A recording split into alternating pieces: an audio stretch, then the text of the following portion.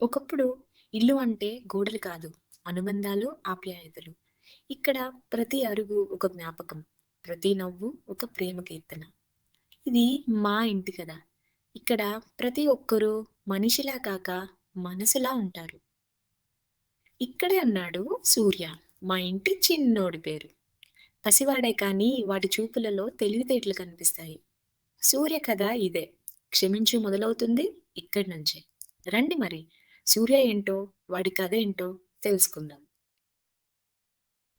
ఇంట్లో అందరిని ప్రేమించేవాడు సూర్య. కానీ తాతయ్య ఉంటే మాత్రం ఇంకో లెవెల్. సూర్యకి అసలైన ప్రపంచం తన తాతే.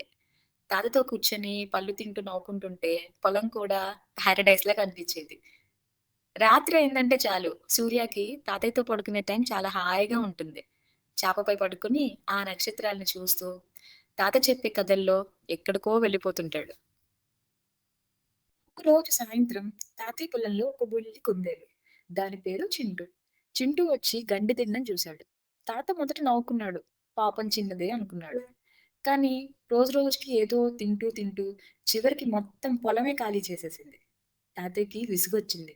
దీని పని రేపు చెప్తా అని కోపంగా అక్కడి నుంచి వెళ్ళిపోయాడు. అలా చింటూని పట్టేయాలనుకున్న తాతకి చింటూ మాత్రం అస్సలు దొరకలేదు. తాతకి చాలా కోపం వచ్చింది. పాపం అనుకుందేమో చింటూ తాతకి దొరికిపోయింది. కానీ ఆ అల్లరి చింటూ మరో రోజు ఇంకో పొలం చేరి అక్కడ గడ్డి తింటూ మన తాతయ్యని వెక్కిరించింది. ఇలా 2 వారాలు తాత ప్రతిరోజు చింటూని పట్టుకోవడానికి ట్రై చేయడం, అది పారిపోవడం. ఇదంతా దూరంగా చూస్తున్నాడు సూర్య. మా తాతయ్యకి ఏమైంది అన్న ఆలోచనలో పడ్డాడు. ఇంట్లో అందరూ నవ్వుకుంటుంటే సూర్య మాత్రం ఒంటరిగా కూర్చొని తన తాతయ్యనే చూస్తూ ఉన్నాడు. తాతయ్య రోజు రోజుకి కోపంగా మారిపోయాడు. కేవలం చింటూనే తన జీవిత లక్ష్యంగా పెట్టుకున్నాడేమో అనిపించింది. ఒక రాత్రి నక్షత్రాల కింద పడుకొని తాతయ్య మళ్ళీ నవ్వాలంటే ఏం చేయాలి అని ఆలోచిస్తూ ఆ ఆకాశాన్ని చూస్తూ ఉన్నాడు. తరువాత రోజు తెల్లవారింది. చూస్తే సూర్య తన చేతితో చిన్న గార్డెన్ తయారు చేస్తున్నాడు. చింటూ కోసం తాత కోపం పోవాలి ఎలాగైనా అనుకుని.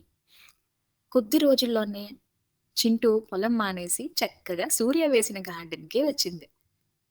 ఇదంతా గమనించాడు తాతయ్య. ఆకుల మధ్య ఆడుతూ, తింటూ ఆనందంగా తిరుగుతోంది.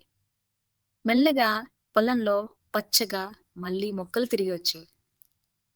సూర్య చేసిన చిన్న మార్పే తాతయ్యకి తిరిగి ప్రశాంతతనిచ్చింది. తాతయ్య సూర్యని చూస్తూ అనుకున్నాడు. నేను చింటూని తరిమి కొట్టడమే పరిష్కారం అనుకున్నా. కానీ నా సూర్య ప్రేమతో కూడా చేయొచ్చని చేసి చూపిచ్చాడు. సో, సూర్య కథ మనకి కోపంతో కాక ప్రేమతో జీవించడం నేర్పిస్తుంది.